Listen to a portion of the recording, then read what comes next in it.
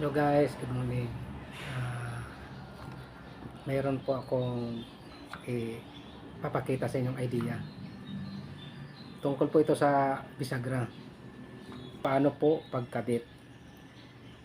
Kasi po, yung ibang pamamaraan ng mga matatanda po, kasi marami na po ako napagtanungan. Kung ano ba kako ang po pwedeng gawin sa bisagra pag halimbawa nasusobrahan po ng pagkakauka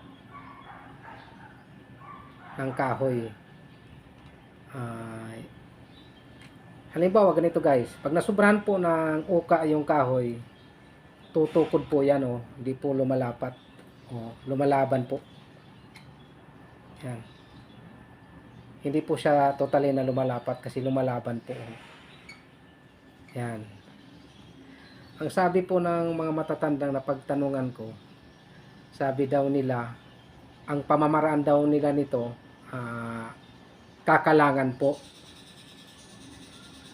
Pero ang sabi ko naman, meron po akong isang matanda na pinagtawanan po ako kasi daw mali daw ginagawa ko. Kasi ang sagot ko sa kanya, sabi niya raw kasi ang pamamaraan niyan is kakalangan para po umangat uli yung bisagra para hindi po tumukod. Pero ang sagot ko naman sa kanya, sabi ko iba ka ako yung pamamaraan ko. Medyo bata pa ako nung time na yun. Siguro mga 25 pa lang ako noon. Nasabi niya sa akin, nasubrahan tuloy, sabi niya. Tapos ngayon, dadagdagan mo pa. Sabi ko po, lalaliman ko po yan. Sabi ko pa kako, yung uka niyan, lalaliman ko pa. Ang ginawa niya, pinagtatawanan ako, sabi niya, luko-luko ka rin sabi niya. Kasi nga, sabi niya, nasubrahan na nga, dadagdagan mo pa. Ito guys, ipapakita ko sa inyo kung anong pamamaraan ko. Pero nung nalaman niya yung dating kung paano ko ginawa, wala, tumahimik po. Hindi na po niya ako tinawanan.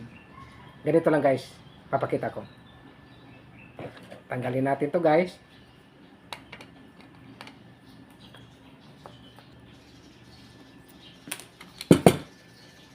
Nakikita niya to guys.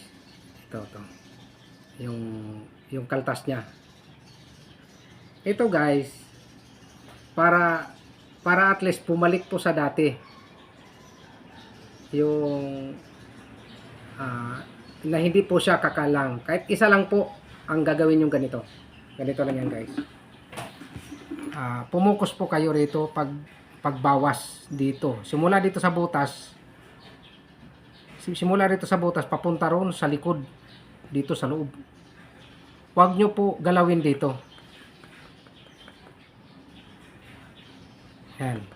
Bawasan po natin ito. Mula rito sa butas, papasok. Okay. Gawin na po natin.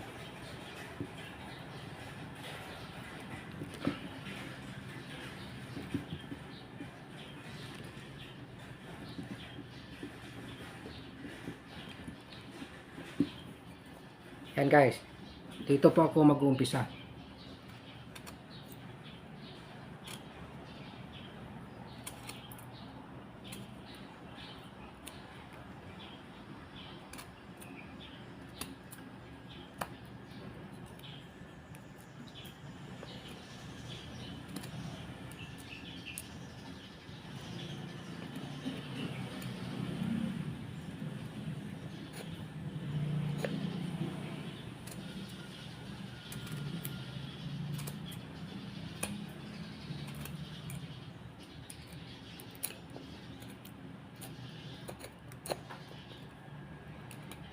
Ayan. Okay na. Medyo malalim na guys. Ibabalik po natin. Science po ito. Pinag-isipan ko ito kung ano ba talaga yung reaction pag halimbawa nilaliman ko dito. Kung tama ba yung kako yung analyze ko.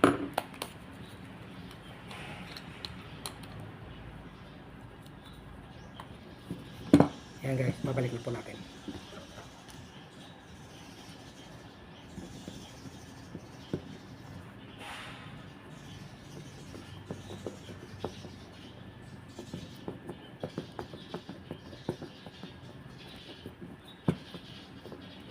Yun, tumikwas na. Once kasi binawasan nyo po rito sa banda loob yan, titikwas po yung bisagra. Babalik po yan. Aangat po yan. Dali, lagay po natin yung isa para at least makita nyo guys kung anong diferensya. Isa pa lang po ang binawasan ko niyan guys. Lalo pag binawasan ko pa yung kabila. Sabi nga nila bakit ko daw laliman. Yan guys. Di ba ang laki na oh. Lapat na lapat po. Yan. Isa pa lang po yan. Tingnan nyo guys Ang laki ng inangat. Hindi po kasi makikita. Ayan. Titikwas po yan guys. Pag once binawasan mo sa loob. Yung kabila guys, bawasan din natin. Tala guys, bawasan po natin yung kabilang side para naman ganun din po yung gagawin natin. Dito tayo magpupokus, papasok po. Papasok. Okay. Umpisa na natin.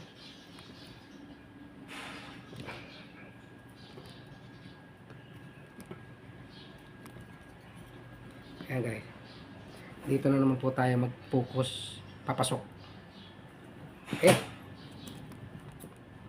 Medyo di po natin ginamitan ng martilyo kasi matalim po yung gamit ko.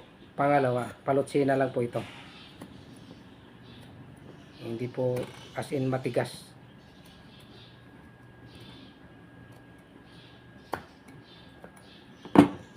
Okay. Tapos na po, malalim na po. Ayan.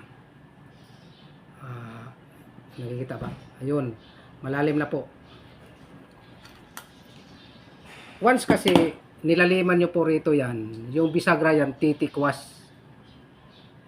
Kung nasubrahan siya ng pagkakabaon, once na nilaliman mo rito yung banda loob niyan, titikwas po yan. Kaya babalik po sa dati. Yan guys.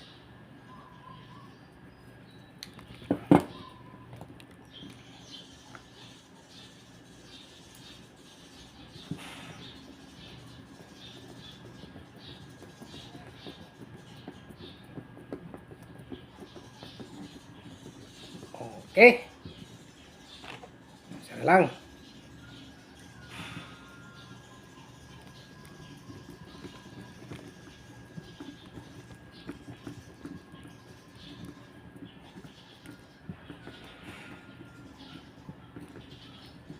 Yan guys. Diba guys, ang laki, umawang daw ilalim. Tingnan mo. Ang laki na ng tikwas niya. Hindi na po tumutukod, suwabe na po. Nasobrahan na nga di ba? Lumabas na po yung bisagra. Ganun lang po kasimple. Kaya nga yung matanda biglang tumahimik nung pinakita ko po sa kanya kung paano yung tamang pamamaraan. Sabi ko sa kanya, hindi ko po kailangan magkalang kasi mawawalan po ng tibay yung bisagra once na kinalangan nyo po yan.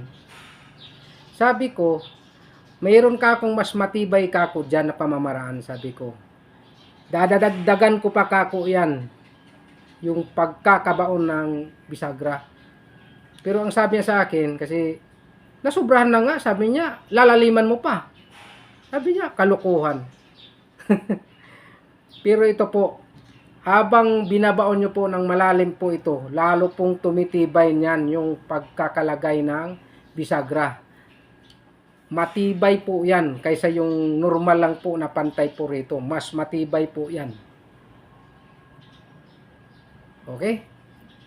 Yan lang po. Maganda sana po kung medyo malaki yung bisagrang ginamit ko para at least medyo malaki nyo tingnan. Wala po kasi akong available na bisagra na malaki kaya pasensya na po. Ito lang pinagtiyagaan ko para at least makapag-tutorial ako. Yes. Sige po. Salamat po. Bye-bye.